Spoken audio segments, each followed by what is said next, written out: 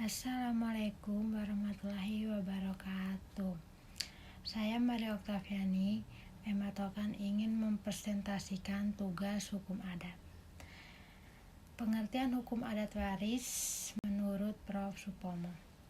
Hukum adat waris memuat peraturan-peraturan yang mengatur proses meneruskan serta mengoperkan barang-barang harta benda dan barang-barang yang tidak berwujud benda immaterial goderen dari suatu angkatan manusia atau generasi kepada turunan. Menurut Prof.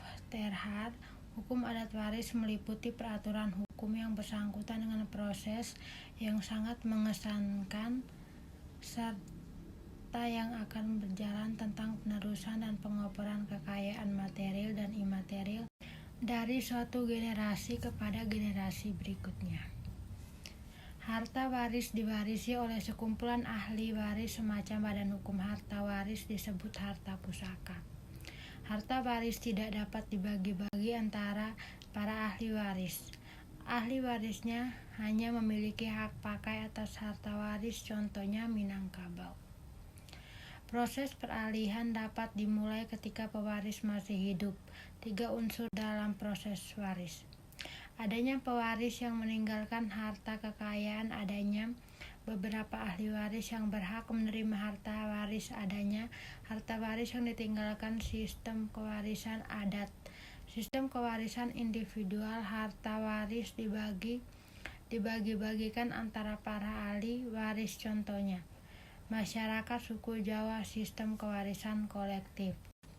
Sistem kewarisan mayorat, harta waris secara keseluruhan atau sebagian besar diwarisi oleh seorang anak saja, contohnya Bali, hak mayorat pada anak laki-laki tertua.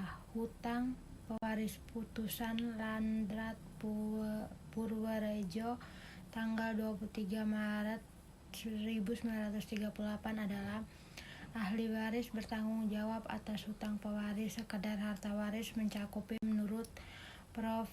Jojo Diguno, seringkali ahli waris membayar juga kekurangannya dengan maksud agar tidak memberatkan pewaris dunia akhirat.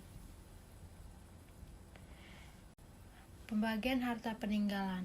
Pembagian harta waris dilakukan atas dasar kerukunan atau kekeluargaan para ahli waris berdasarkan KPMA tanggal 1 November 1961 Rek nomor 179K/Sip/1961.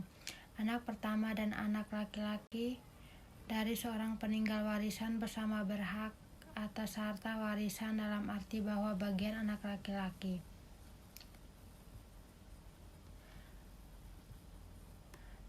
adalah sama dengan anak perempuan yang lahir di luar perkawinan. Dalam masyarakat Jawa, anak luar kawin hanya berhak menjadi ahli waris atau menerima harta peninggalan ibu dan harta peninggalan kerabat dari pihak ibu.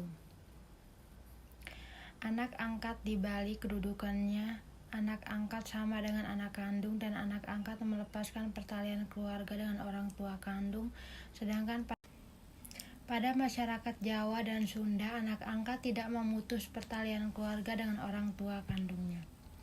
Anak tiri yang hidup serumah dengan ibu kandung dan bapak tirinya hanya berhak atas harta peninggalan ibu kandungnya. Anak tiri dapat mendapatkan penghasilan dari bagian harta peninggalan bapak tiri yang diberikan kepada ibu kandungnya sebagai nafkah janda menurut Landrat Purworejo.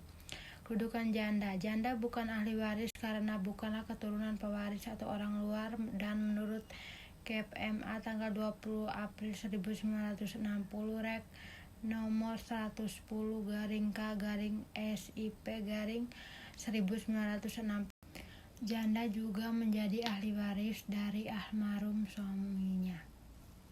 Demikian yang bisa saya sampaikan. Mohon maaf bila ada kesalahan dalam penyampaian saya. Sekian dan terima kasih. Assalamualaikum warahmatullahi wabarakatuh.